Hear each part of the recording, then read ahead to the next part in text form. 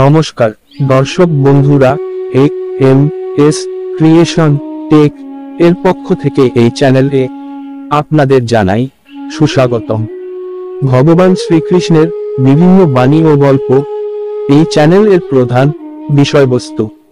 আপনি যদি নতুন হন তাহলে চ্যানেলটি সাবস্ক্রাইব করার অনুরোধ রইল সকলের কাছে। তার জন্য অগ্রিম ধন্যবাদ আপনাদের। আজকে শ্রীকৃষ্ণের কিছু মহামূল্যবান বাণী আপনাদের কাছে তুলে ধরব, যা আপনাদের চলার পথকে সহজ করে দেবে। চলুন শুরু করা যাক। 1. গর্ব, অভিমান এবং অহংকার।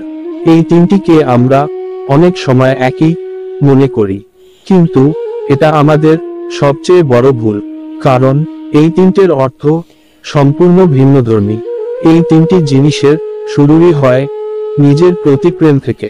কঠোর পরিশ্রম আমাদের মনে গর্বের জন্ম দেয়, আর সফলতা জন্ম দেয় অভিমানের। আর যখন তা অহংকারে পরিণত হয় তখনই সমস্যার সৃষ্টি হয়।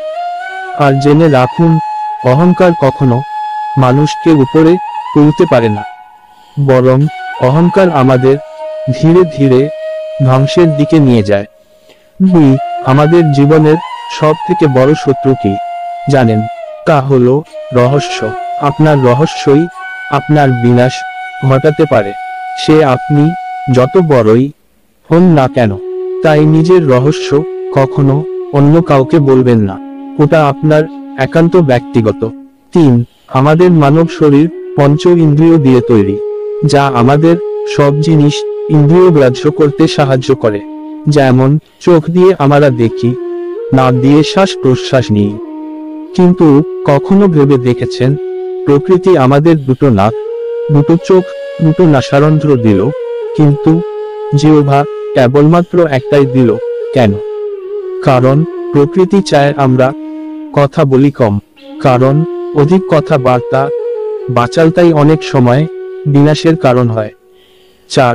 মানুষ এমন একরকম বিচিত্র মানুষ যে তার থেকে আর্থিক দিকে ছোট কাউকে সকল সময় হ্যাঁ করার চেষ্টায় থাকে, এবং তাদের কিভাবে উন্নতি হবে সেটার পথ না দেখিয়ে বরং তাদেরকে সবসময় বলে তোমরা জীবনে কিছুই করতে পারবে না, তাদেরকে সবসময় অন্যের কাছে ছোট করার চেষ্টা করে থাকে। কিন্তু আমরা এটা ভুলে যাই যে আমাদের চেয়েও অধিক শক্তিশালী কেউ একজন পৃথিবীতে আছে, আর তা হলো সময়। আর এই সময় সবকিছু সঠিক সময়ে জবাব দেয়। তাই জীবনে কখনোই কাউকে নিয়ে উপহাস করা উচিত নয়, বরং সেই উপহাসের ব্যক্তিটিকে কি করে সমাজের উঁচুতে কিভাবে পৌঁছে দেওয়া সম্ভব তার চেষ্টা করতে হবে। 5. অতীত এবং ভবিষ্যতের চিন্তা করা উচিত নয়, কারণ যা হওয়ার তাইই হবে, যা হয় ভালোর জন্য হয়। তাই অতীত ও ভবিষ্যতের চিন্তা ছেড়ে বর্তমানে বাঁচতে শেখা উচিত। 6. নাম, পদ, প্রতিষ্ঠা, ধর্ম, স্ত্রী বা পুরুষ আমরা নই। এই শরীরও আমাদের নয়। অগ্নি, জল, বায়ু, পৃথিবী, আকাশ দিয়ে এই শরীর নির্মিত। অবশেষে এই পঞ্চভূতেই বিলীন হবে, কিন্তু আত্মা স্থির। আমরা আত্মা। আত্মা কখনো মরে না, আত্মার জন্ম বা মৃত্যু হয় না, আত্মভাবে থাকাই মুক্তি। 7. পরিবর্তন সংসারের নিয়ম, এখানে সমস্ত কিছু পরিবর্তনশীল। তাই সুখ দুঃখ, লাভ ক্ষতি, জয় পরাজয়, মান অপমান ইত্যাদির মধ্যে একটি স্থানে অবস্থিত থেকে জীবন উপভোগ করা উচিত। আর নিজের রাগ নিয়ন্ত্রণে রাখুন। রাগের ফলে ভ্রম সৃষ্টি হয়, এই ভ্রম বুদ্ধিকে বিচলিত করে তোলে, এর ফলে বুদ্ধি নাশ হয়, ব্যক্তি পতনের দিকে অগ্রসর হতে শুরু করে। রাগ, কামবাসনা ও ভয় এগুলি আমাদের শত্রু নয়। নিজেকে ঈশ্বরের চরণে নিবেদন করে দাও, ঈশ্বর আমাদের রক্ষা করবেন এবং আমরা দুঃখ, ভয়, চিন্তা, শোক ও বন্ধন থেকে মুক্ত হতে পারব।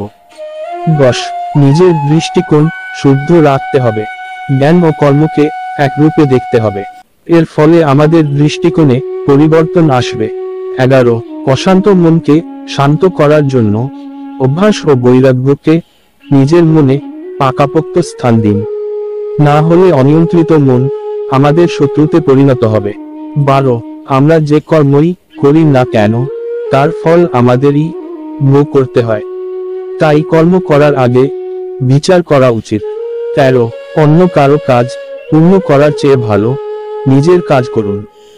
অপূর্ণ হলেও ব্যক্তিকে নিজের কাজই করা উচিত। 14 সকলের প্রতি মমতা, সমস্ত কাজে কুশলতা ও দুঃখরূপী সংসার থেকে বিয়োগের নামই যোগ। আজ এই পর্যন্ত, শেষ পর্যন্ত সাথে থাকার জন্য সকলকেই ধন্যবাদ। সকলেই ভালো থাকবেন এই আশা রেখে সকলকেই বিদায় জানাচ্ছি। পরের ভিডিও পাওয়ার জন্য অপেক্ষা করুন আর সকলেই সুস্থ থাকুন।